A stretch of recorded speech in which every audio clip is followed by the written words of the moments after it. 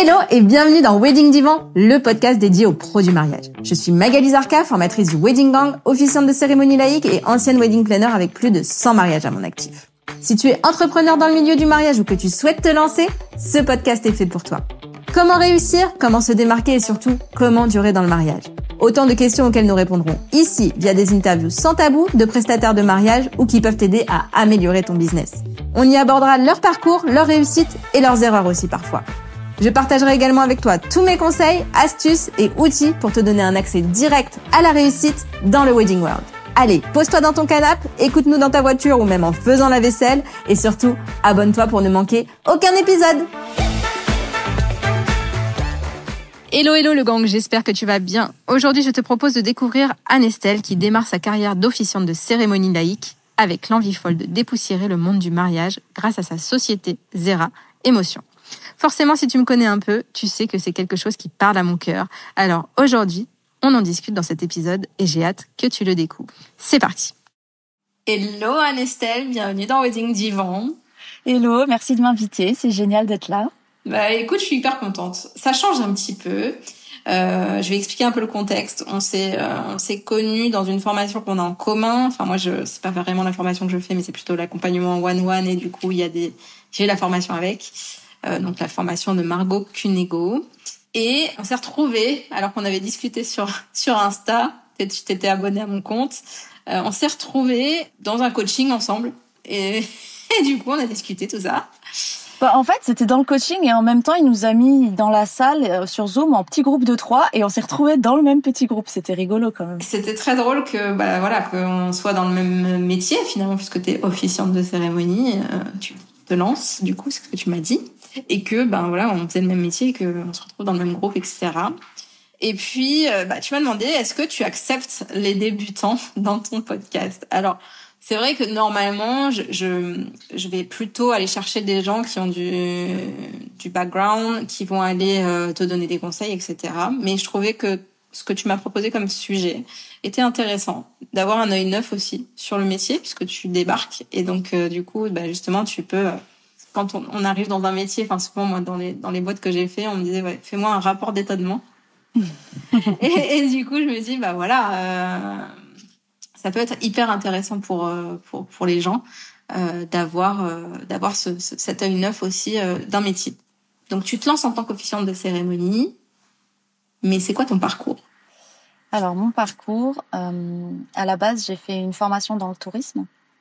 Et en fait, depuis toujours, le sur-mesure m'intéresse parce que j'aime vraiment créer quelque chose à une demande spécifique. Donc en fait, dans le tourisme, j'ai fait un BTS vente et production touristique et c'était vraiment l'idée de créer les voyages sur mesure.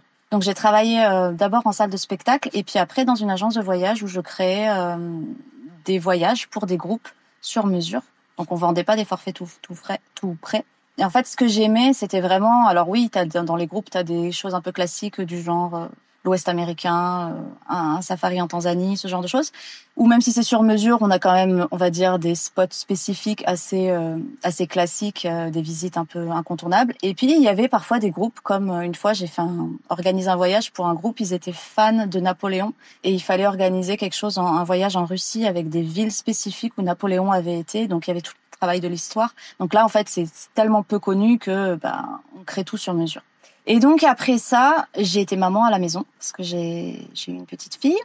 Et puis en fait, on ne l'a pas scolarisée parce que elle avait des soucis de santé au début. Puis après, on l'a pas scolarisée. On a commencé à faire à la maison et du coup, j'ai retrouvé le sur-mesure en m'adaptant au niveau des apprentissages avec elle, ce qui fait que derrière j'ai créé une boîte indépendante pour aider les parents et les enseignants pour cultiver le plaisir d'apprendre chez leurs enfants. Donc en fait je créais beaucoup d'outils d'apprentissage.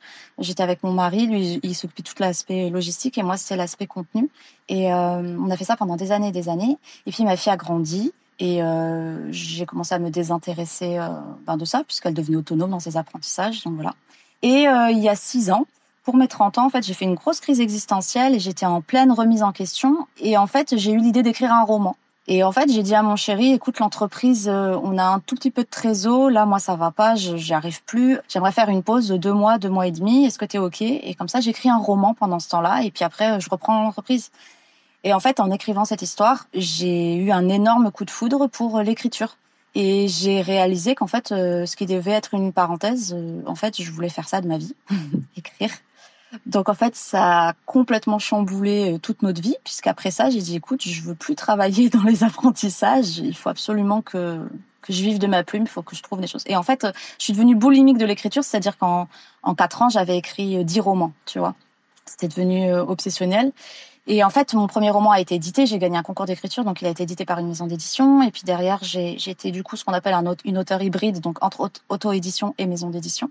Et puis il y a 1 an et demi, je discutais avec quelqu'un qui me parle du métier d'officiante. Elle me dit, j'ai rencontré une nana l'autre jour dans un café. Elle est officiante de cérémonie. Elle crée tout sur mesure. Elle était spécialiste dans les élopements en plus, donc tout ce qui est petite cérémonie. Et derrière, elle écrit les récits de mariage, etc., pour un souvenir pour les mariés et tout.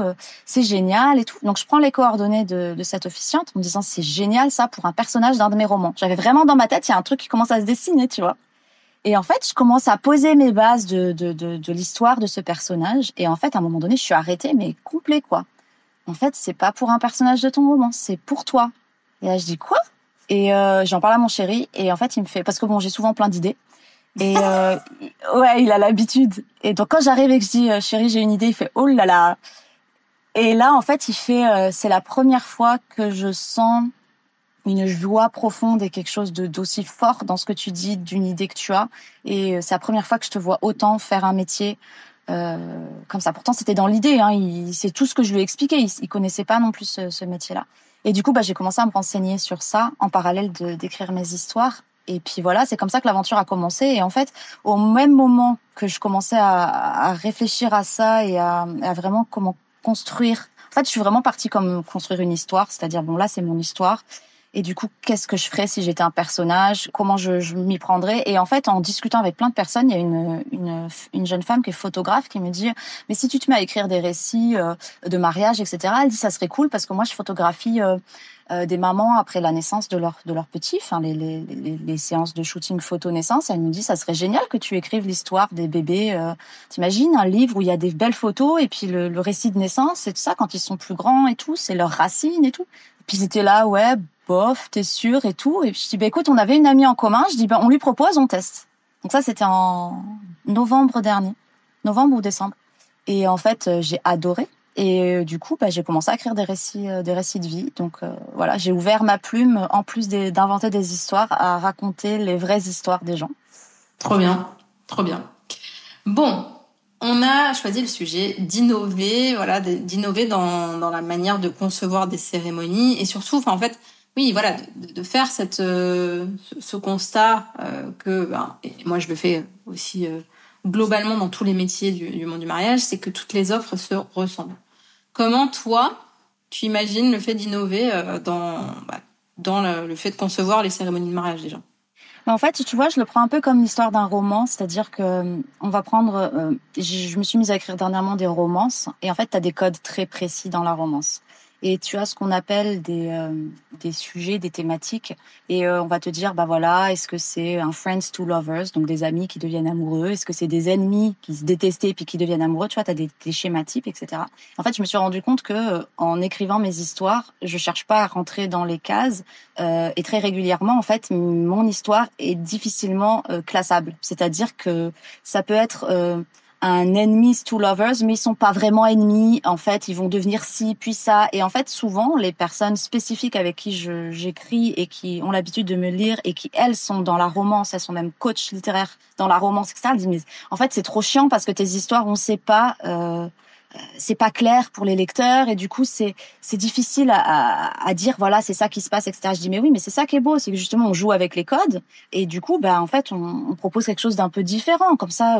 Oui, ça se termine bien parce qu'une romance ça se termine bien, on sait comment ça finit, mais tout ce qui est au milieu c'est quand même intéressant. Tu vois, typiquement j'ai du mal moi dans ces histoires où parce que la personne elle ose pas dire un truc, en fait ça prend des proportions et tout ça alors qu'il aurait juste fallu communiquer.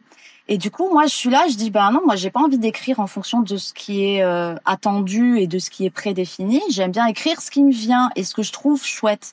Et en fait, c'est les retours que me font mes lecteurs. C'est que c'est original, c'est que c'est différent et que ça leur procure des émotions différentes de ce qu'ils ont l'habitude de lire. Et en fait, pour les cérémonies, pour moi, c'est un petit peu ça. C'est-à-dire que, tu vois, moi, je me suis mariée, ça fait 15 ans.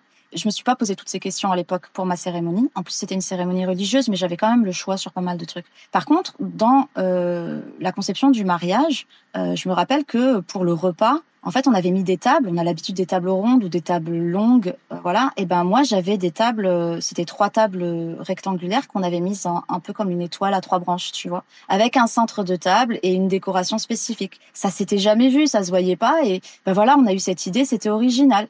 Toutes les mariées en France, elles ont la robe blanche, etc. Et moi, j'ai grandi en Afrique subsaharienne et j'avais envie de mettre une touche de mes 16 premières années de vie au Sahel. Et en fait, je voulais faire du henné sur les bras, mais en fait, il y avait personne en France qui savait faire avec du henné de qualité. J'avais trouvé une Marocaine qui faisait du harkous. C'est un peu du même genre, sauf que ça dure que quelques jours et c'est noir au lieu d'être marron. Et en fait, du coup, c'était déjà, tu vois, une pointe d'originalité dans ce qui est plus classique. Et en fait, je suis super fière aujourd'hui quand je regarde mes photos parce que je dis, bah voilà, j'étais une mariée qui ça me ressemblait, c'était moi. Il y avait ok le côté classique, mais il y avait le côté un peu différent. Et en fait, c'est ça que je trouve à la fois dommage et un peu triste dans les cérémonies, c'est qu'on part du principe que le schéma est d'une certaine façon. Or, on peut déstructurer. Pour moi, je trouve qu'on peut déstructurer. On peut, tu vois, dernièrement, on a vu des vidéos qui circulent où les alliances, elles sont cachées sous une chaise.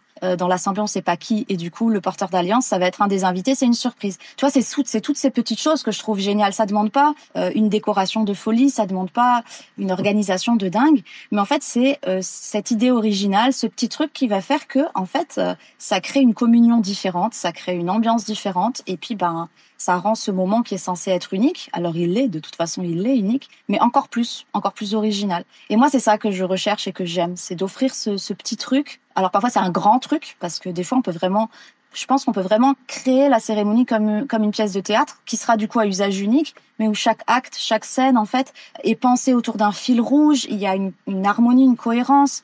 Et du coup, en fait, les rituels sont inventés en fonction de ça. Et du coup, c'est vraiment créé en fonction de la personnalité des mariés, de leur histoire. Et voilà, moi, je trouve que il y a tellement de possibilités que c'est dommage, à mon sens, de pas se poser la question de ce qu'on peut faire autrement. En fait, c'est un peu ça l'idée. Trop bien. Ouais, c'est sûr que moi, voilà, quand j'écris, alors, je peux avoir une trame qui peut marcher le plus souvent possible, mais moi, j'écris toujours. Et c'est pour ça que dans ma formation, je dis toujours aux gens, j'attends d'avoir tous les discours pour pouvoir écrire. Parce qu'en fait, je ne peux pas écrire. Après, il y a d'autres façons de faire, mais moi, je n'arrive pas à écrire si j'ai pas tous les discours parce que j'écris en fonction de ce qui a marqué, en fait. Et je crée ma trame en fonction de ce que les gens vont raconter, en fait. Ouais, moi, c'est vrai que je fonctionne aussi sans plan, par exemple, tu vois, j'ai pas de questionnaire prédéfini, mais c'est pareil pour mes récits, en fait. Je fonctionne vraiment au feeling. Et oui, tu vas partir avec des questions qui se retrouvent au début un peu de base. Mais en fait, après, tu réponds en fonction de ce que les gens te disent. Tu vas trouver des petites choses qui disent, ah, ça, c'est intéressant. C'est vraiment hyper singulier. Donc, on va creuser et tout ça. Et en fait, moi, je trouve que c'est comme ça que les belles choses émergent. Parce que c'est pas des choses qui sont préconçues à l'avance. Et en fait, j'ai très, très rarement un plan quand j'écris un roman. Souvent, je sais même pas comment ça se termine, tu vois. Je sais vite fait 2-3 petites choses qui se passent. Et en fait, mes cérémonies, je les vois exactement de la même façon. C'est-à-dire que il y a des éléments qui sortent en fonction des questions, etc. Mais c'est pas petit A, petit B, petit C. On va d'abord parler de votre rencontre, ensuite on va parler de ça, etc. C'est dans ce sens-là où je dis que ça peut être complètement déstructuré et ça peut être merveilleux en fait, parce que justement il y a ce côté inattendu de révéler l'autre sous une autre forme que la version classique avec l'histoire dans l'ordre chronologique, etc. Et moi je trouve que je trouve que c'est beau de pouvoir offrir à un couple juste avec des mots, parce que encore une fois la mise en scène c'est une chose en termes de fleurs, en termes de décoration, etc. C'est vraiment une chose, c'est un budget, mais avec des mots on peut créer des univers complètement différents. Et moi, ça, c'est quelque chose que je trouve merveilleux et je m'en lasse pas, en fait. Je m'en lasse pas. Et en quoi ta proposition, elle va se distinguer des formules qu'on voit un peu partout? Comment tu vas la présenter? Eh bien, déjà, je n'ai qu'une seule offre. Une seule offre qui est que sur du sur-mesure. Donc, l'idée, c'est de pouvoir accompagner chaque couple au maximum de A à Z, de pas compter le nombre d'entretiens et le nombre de va-et-vient entre les réponses, les questions, etc. De pouvoir être celle sur qui il se repose totalement en termes de charge mentale et puis surtout en termes de confiance que la cérémonie sera tenue émotionnellement et que ce sera un cadre vraiment où chacun de leurs proches qui veut s'exprimer le peut, mais sans que ça déborde de l'identité qu'ils veulent donner à leur cérémonie. Et puis, à la fin de la cérémonie, je prends le temps aussi de discuter avec les invités pour récolter des anecdotes pour ensuite écrire un récit. Donc, on en revient au récit de mariage qui, là, va reprendre effectivement tout le contenu de la cérémonie, mais qui reprend aussi les préparatifs, tout ce que j'ai perçu de nos échanges les mois précédents avec les mariés, etc. Plus des surprises récoltées avec leurs invités le jour J, pour vraiment un beau livre souvenir qui serait agrémenté des photos officielles des photographes du mariage. Mais voilà, donc l'idée c'est vraiment quelque chose de très complet, en sachant que dans le contenu même de la cérémonie, moi, je fais une proposition, une fois que j'ai compris les besoins, les attentes des mariés, je fais une proposition du fil rouge, de l'idée générale. Je fonctionne beaucoup par image, par allégorie, et du coup, je propose une métaphore qui va, entre guillemets, suivre tout le long de la cérémonie et autour duquel on va pouvoir agrémenter toutes les étapes en fait de la cérémonie. Je propose des rituels que j'invente aussi sur mesure pour les mariés. Et donc, en fait, s'ils valident l'offre, enfin, s'ils valident cette idée-là, à partir du moment où c'est OK, eh bien, du coup, moi, je vais agencer, je vais écrire, je vais créer, je vais peaufiner. L'idée, c'est vraiment de faire comme un collier de perles et chaque perle, c'est un des moments clés de la cérémonie. Et soit ils veulent garder la surprise et dans ce cas-là, ils ont l'idée générale, mais derrière, ils se laissent aussi embarquer le jour du mariage pour vivre l'émotion à 100%. Soit ils ont envie de savoir vraiment plus en détail ce qui est. Dans ces cas-là, effectivement, je fais lire ce que je construis au fur et à mesure pour qu'ils soient informés. Mais voilà, l'idée, c'est vraiment de tout agencer. Et je suis d'accord avec toi sur l'intervention des proches parce que pour moi, il y a vraiment une harmonie qui peut être créée entre chaque intervention, même si c'est pas la même personne qui écrit tout. Et ça, c'est vraiment quelque chose... En fait, mes valeurs personnelles, il y en a plusieurs qu'on retrouve dans mon travail. Déjà, il y a la sincérité, il y a le fait de briller. J'aime utiliser ma plume pour révéler la lumière et la beauté de l'histoire. Et puis, il y a la douceur et il y a l'émerveillement. Et moi, je suis quelqu'un qui aime énormément m'émerveiller, mais de petites choses. C'est pas les trucs forcément waouh qui coûtent beaucoup d'argent et qui me font aller à l'autre bout du monde pour les découvrir. J'aime marcher, j'aime observer la nature, tu vois. Et du coup, ces petits émerveillements au quotidien, en fait, me nourrissent. Et moi, ce que j'aime, c'est provoquer cet émerveillement chez l'autre. Donc, pour les couples, je trouve que s'il y a un moment où ils ont besoin d'être honorés, célébrés, d'être ceux qui brillent et ceux qui sont le plus émerveillés, c'est celui-là. Donc, voilà, c'est ce que je veux créer. D'où tu vas tirer ton inspiration pour créer des cérémonies uniques pour les futurs mariés Déjà, de eux. C'est déjà de les écouter. Moi, je pense que c'est vraiment la partie la plus importante. Je vais pas du tout avoir les mêmes idées avec des personnes qui sont un peu rock'n'roll qu'avec des personnes qui sont très douces dans un mariage très champêtre et très bucolique. Du coup, il y a leur personnalité, il y a tout ce qu'ils vont me confier, les questions qui vont émerger. Donc voilà. Ensuite, il y a le fait que je suis quelqu'un de très curieux. Et du coup, je lis beaucoup, enfin en ce moment moins, mais je lis beaucoup. Et en fait, je repère beaucoup de choses qui m'interpellent pour mes romans, pour mes histoires. Je prends plein de notes tout le temps et je me dis, ça, on verra. Tu vois, dans une discussion, je dis, tiens, ça, tel mot, ça m'a interpellé ou telle phrase, etc. J'ai tout plein de notes sur mon téléphone et dans mes carnets. Et je sais que des fois, je vais les lire et en fait, ça, c'est parfait pour tel récit. Et puis surtout, il y a comme je t'expliquais tout à l'heure, le fait que je vois le monde en images, c'est-à-dire que quand tu me parles, moi, il y a des images qui me viennent en tête. Tu vas m'expliquer un processus, un truc, et en fait, moi, se déroule un film qui met en scène ce processus. Et souvent, j'utilise ça en métaphore dans mes romans, etc. Et en fait, ça permet d'expliquer de manière rationnelle, concrète et symbolique quelque chose qui est souvent un peu abstrait. Et ça, je saurais pas t'expliquer. C'est un peu ma manière de fonctionner. Ça se passe comme ça dans mon cerveau. Donc, tu vois, je peux pas te dire d'où exactement ça vient. Mais ça, c'est depuis toujours, en fait, que je fonctionne comme ça. Et puis après, je pense qu'il y a aussi l'aspect, j'ai vécu à l'étranger, j'ai grandi ailleurs. Tu vois, j'ai connu pas mal d'autres moyens de vivre. Je vis en camping-car depuis 5 ans et demi avec mon chéri et ma fille.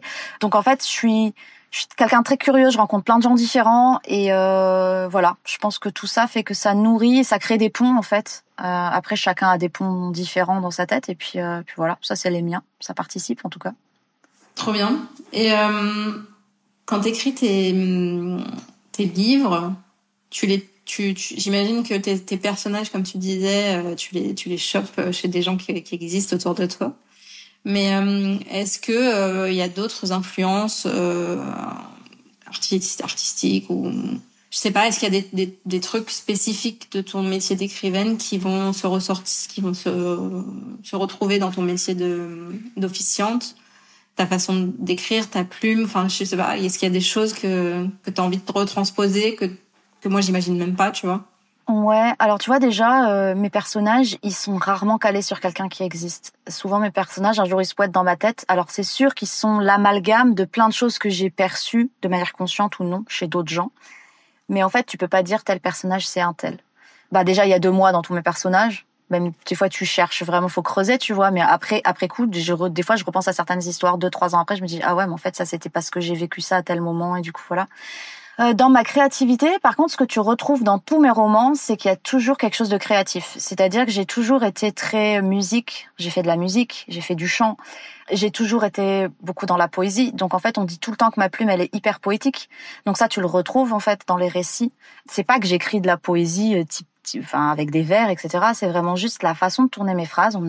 Voilà, c'est poétique. L'autre jour, on faisait le dossier pour demander l'autorisation de continuer l'instruction à la maison pour notre fille, parce que chaque année, on doit faire une demande. Et mon chéri m'a dit, mais c'est fou, t'as réussi à rendre un dossier de demande d'autorisation poétique. Je dis, quoi? Il dit, mais oui, regarde, là, là, là. Et en fait, c'était rigolo, parce que je m'en rends pas compte, c'est juste ma façon d'écrire. Donc voilà, après, t'as de l'art dans toutes mes histoires. Il y a toujours des trucs un peu manuels, il y a toujours des trucs un peu créatifs. Et en fait, ça, c'est ce que j'aime retrouver dans mon métier d'officiante. C'est tout ce côté créatif qu'on peut combiner à la cérémonie, grâce aux rituels qu'on peut inventer, à la façon de créer les choses, justement, pour que ce soit à la fois beau, à la fois symbolique, qui a un sens, et puis à la fois unique. Et puis du coup, les personnes, elles peuvent garder cet objet-là toute leur vie. En fait, c'est un rappel, c'est quelque chose voilà qui est à la fois ludique et qui est à la fois décoratif s'ils le veulent. Donc ça, on le retrouve effectivement. En fait, j'ai créé sur mon site internet, on peut télécharger en s'inscrivant à ma mailing list un guide. En fait, j'ai inventé, comme si c'était des personnages de romans, j'ai inventé 10 couples et j'ai inventé 10 cérémonies, 10 fausses cérémonies sur des thématiques différentes. Et du coup, tu as pour chacune de ces cérémonies, tu as un texte d'introduction de cérémonie, tu as un rituel et tu as des vœux, soit du marié, soit de la mariée. Comme ça, voilà. Et donc, il y a 10 thématiques. Il y a le mariage champêtre, il y a un mariage Bridgerton, il y a un mariage ciel étoilé, il y a un mariage fantasy. Enfin, tu vois, j'ai essayé un mariage en Provence. Et l'idée, c'est vraiment de montrer comment, à partir d'une thématique, je peux partir sur quelque chose d'hyper original, ne serait-ce que dans le discours d'introduction, le rituel donc j'ai inventé des rituels. Et en fait, l'idée, c'est que les mariés peuvent les utiliser, ces mots. Ils sont libres de droit, pour le coup, voilà.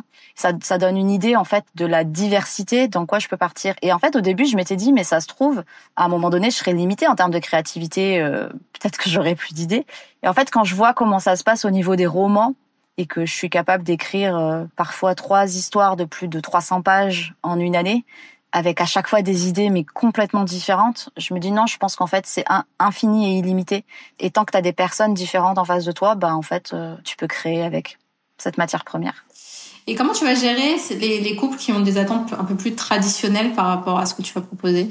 Moi, ça me pose pas de problème dans le sens où tu vois, on peut garder une forme traditionnelle, ne serait-ce que dans le déroulé, mais s'amuser à faire quelque chose d'unique et de différent juste dans les mots et dans la manière de les raconter, dans la manière de créer le rituel. Et donc, en fait, l'unique n'est pas forcément spectaculaire, l'unique n'est pas forcément hors des codes, hors des clous. Enfin voilà, ça peut juste être très subtil et très délicat, mais ça sera eux. Et ça sera pas quelque chose qu'on aura retrouvé, vu, entendu avant. Et voilà. Et je pense que du coup, ça peut tout à fait s'inscrire dans quelque chose de plus classique et de plus, je sais pas comment dire, mais une cérémonie classique, dans le sens où tu as l'entrée des mariés, tu as tout le déroulé qu'on a l'habitude de voir, quoi. Et même, j'ai envie de te dire, moi, je vois même pas en opposition un officiant de cérémonie laïque et un officiant religieux. Moi, je pense que, idéalement, on pourrait combiner la bénédiction d'un prêtre, d'un pasteur, avec une officiante qui crée quelque chose d'un peu plus voilà, d'un peu plus généraliste, d'un peu plus poétique, de plus personnalisé, et qui inclut dans les interventions le message du prêtre ou du pasteur, le moment de bénédiction, tu vois. Je pense qu'en fait, tout est possible. Ouais, non, mais de toute façon, moi, ce que je dis toujours, c'est que la cérémonie laïque, c'est pas incompatible avec la cérémonie religieuse. En fait, au contraire, c'est complètement complémentaire parce que la cérémonie religieuse, elle est plus autour du couple et de la religion, et la cérémonie laïque, elle va être plus autour du couple tout court, en fait. Voire de leurs invités, parce qu'on peut aussi créer une cérémonie qui soit vraiment, tu vois, il y a des rituels qui sont beaucoup plus participatifs avec les invités et où le couple, il préfère être vraiment inclus dans le groupe, tu vois, il choisit vraiment quelque chose de très cocon et du coup, voilà. Tu vois, typiquement, une fois, j'ai eu un entretien avec une future mariée. Elle disait, moi, j'aime pas parler en public, j'aime pas attirer les regards, être devant face aux autres, je trouve ça, voilà. Et en fait, tout simplement, je lui dis, mais en fait, c'est possible que vous soyez l'un en face de l'autre et que vos invités soient en cercle autour de vous. Tu vois, c'est juste des idées comme ça où tu te dis, il n'y a pas de limite, tout est possible et en fait tout peut se construire. Et si tu veux pas parler, lire tes vœux, il n'y a pas de problème en fait tout se construit en fonction de vous. Et une cérémonie n'a pas besoin de durer 45 minutes. Si pour vous en 20 minutes il y a l'essence de qui vous êtes, etc. Enfin voilà, moi je trouve que c'est ça qui est beau, c'est de se dire tout est possible et de pouvoir offrir cette possibilité-là à chaque couple de dire ok, qu'est-ce que je veux vraiment, qu'est-ce qui existe et à quoi on peut s'attendre en fait. Et ça, je trouve ça chouette. C'est clair. Allez, on y va pour les questions que je ne t'ai pas envoyées. Alors, c'est quoi le plus mauvais conseil qu'on t'ait donné depuis que t'as dit que tu te lançais là-dedans? On m'a dit que pour commencer, il fallait commencer petit et que mon idée, l'idée de l'offre que j'ai voulu créer avec le récit derrière, etc. C'était trop complexe et que d'abord il fallait que je commence petit et qu'ensuite je rajoute au fur et à mesure. Et je suis pas du tout d'accord avec ça parce que en fait j'ai envie de suivre l'élan de mon cœur et si ce qui moi me plaît c'est vraiment la formule globale. Eh bien, je préfère en avoir moins, avoir un cœur à cœur vrai avec les couples qui vont résonner avec ce que je propose, plutôt que de faire des cérémonies qui m'enchantent moins, qui sont plus classiques, mais même dans la manière où les couples ils veulent tout le temps le même rituel, ils veulent ça. En fait, là pour moi, ça brimerait ma créativité et pour le coup, ça m'éteint. Et je pense que je le ferai pas avec le même cœur. Et du coup, j'ai décidé de pas écouter ce conseil. T'as bien raison. C'est quoi ta plus grande peur pour ton business? Ma crainte du moment, c'est de trouver un couple qui accepte de me faire confiance sans avoir l'avis de quelqu'un d'autre en amont, de dire ouais, elle est géniale, c'est bon, tu peux lui faire confiance.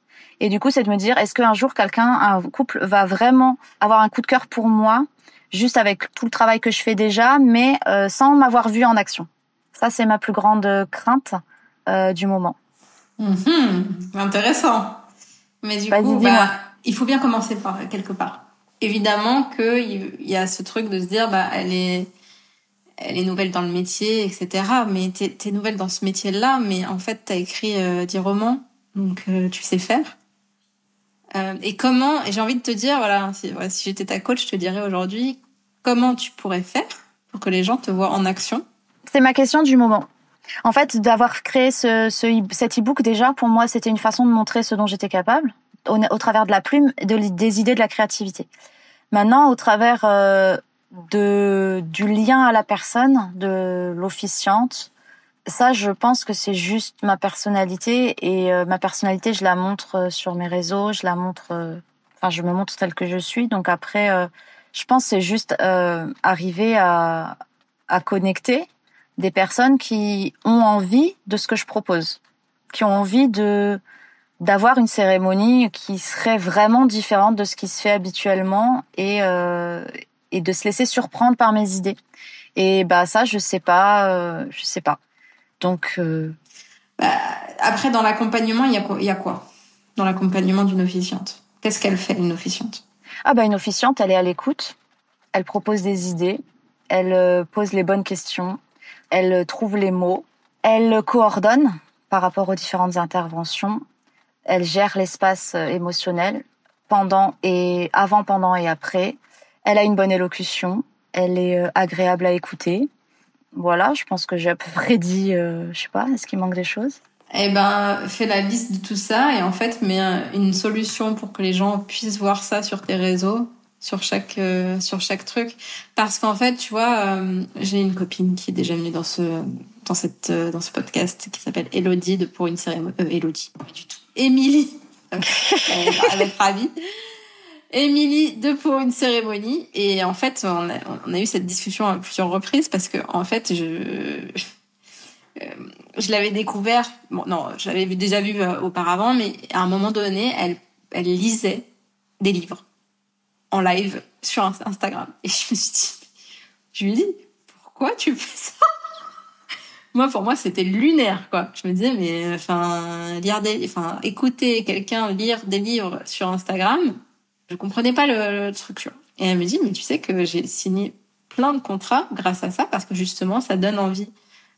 Ça montre comment je lis, ça montre comment je m'exprime, ça montre les livres que j'aime lire, ça parle d'amour, ça donne des idées pour lire des textes pendant la cérémonie. Enfin, il y a eu un panel énorme de choses qu'elle m'a dit et en fait auxquelles j'aurais jamais pensé. Et je me suis dit, mais en fait, si t'écris là, si tu prends chaque truc et que tu te dis, ok, comment je pourrais faire en sorte que les gens se rendent compte de ma valeur sur chaque chose que tu m'as citée là. Chacun des points, ouais. Ben, en fait, t'auras plus cette peur là. Parce que tu auras prouvé que tu sais faire, avant même qu'ils aient signé. Tout à fait. Il y en a certains, j'ai déjà commencé, c'est aussi comme ça que j'ai orienté ma com sur mes réseaux, en mettant des extraits, en mettant ma voix, en parlant de ma facilité à poser les questions, etc. Mais tu as raison, il y a encore des choses que je peux mettre en avant autrement et différemment. Bah oui. Et typiquement, les trucs que tu as écrits, tu peux les lire. Parce que ça te fait, c'est un truc gratuit, donc tu peux en prendre un et le lire et dire, ou je sais pas si tu liras pendant tes cérémonies. Moi, je sais que je lis beaucoup parce que, oui. En fait, je peux pas apprendre une cérémonie d'une heure par cœur. Mais, tu vois, de le faire comme quand tu vas de l'officier et de montrer, en fait, à la fois ta plume, à la fois ta façon de t'exprimer et à la fois ton travail, en fait. Ouais. Donc, tout à fait. Merci. Voilà, avec plaisir. Dernière question. Qu'est-ce que tu as osé de plus grand dans ta vie? C'est quelque chose qui se voit pas, mais il y a un peu plus d'un an et demi, j'ai vécu un événement assez difficile au niveau personnel. Et en fait, j'ai eu le choix, soit de me refermer, parce qu'en fait, avant, j'étais quelqu'un de très fermé, c'est-à-dire que les gens me disaient, à l'époque, c'était très orgueilleux, mais je trouvais ça magnifique qu'on me dise ça. C'était waouh, c'est compliqué d'être ton ami. On se sent honoré quand enfin tu te confies à nous, etc. Donc ça montre un peu à quel point j'étais une porte de prison. Et en fait, je m'étais beaucoup ouverte ces dernières années, et donc j'ai vécu quelque chose au niveau personnel où je me suis dit en fait ça vaut pas le coup. Ça vaut pas le coup. Je crois qu'il vaut mieux revenir à comment j'étais avant. Au moins, j'étais tranquille. Je laissais personne rentrer dans ma vie, puis au moins, ça me blessait pas, tu vois. Et en fait, j'ai choisi de rester ouverte. Mais ça a été un choix très précis. Un jour très précis, j'ai dit non, non, je veux être ouverte et je veux accepter d'être encore blessée parce que ça va arriver. Et tout comme j'accepte que je peux blesser des personnes parce que, en fait, on est tous imparfaits et voilà, c'est comme ça. Et c'est très rigolo parce que c'est dans la même période qui est arrivée la proposition, qu'on m'a présenté le métier d'officiante. J'avais fait ce choix quelques jours avant. Donc ouais, je pense que c'est un des trucs les plus grands parce que du coup, je me suis vraiment ouverte à être blessée et au final, je me suis ouverte à un métier de cœur que je trouve génial. Et en fait, je pense qu'on peut pas recueillir les confidences des gens si nous-mêmes on n'est pas ouvert et si nous-mêmes on montre pas qu'on est vulnérable et que, en fait, voilà, qui va vouloir venir te confier son histoire si toi tu gardes tout fermé? Clairement, on est bien d'accord. On est bien d'accord. Tu verras que pour mon projet secret, j'ai mis un challenge qui va te plaire, je pense. Ah, n'en dis pas plus. Je n'en dis pas plus. De toute façon, tu sais que je suis la reine du teasing qui dure 3000 ans. Donc voilà. En tout cas, merci beaucoup. C'était hyper intéressant de t'avoir et de te découvrir. Je pense que cet épisode plaira. Merci beaucoup. Merci à toi, franchement, d'avoir accepté de sortir entre guillemets de ce que tu fais d'habitude et voilà. Franchement, je suis très honorée et très heureuse. Et puis, je t'ai découverte aussi un peu plus. Et en plus, tu m'as aidée, donc c'est génial. On a tout gagné, toutes les deux. On a tout gagné. Merci beaucoup. À très vite. À bientôt, ciao. Et voilà le gang, j'espère que cet épisode t'aura plu autant qu'à moi. Si c'est le cas, partage-le sur Insta en nous taguant Anne-Estelle, Zera Émotion au pluriel, et moi, le Wedding Gang. Ça nous fera trop plaisir. Et si tu veux m'aider à faire connaître Wedding Divan, le meilleur moyen, c'est de me laisser un avis 5 étoiles sur Apple Podcast ou sur Spotify. Un immense merci à toi et à très vite pour le prochain épisode.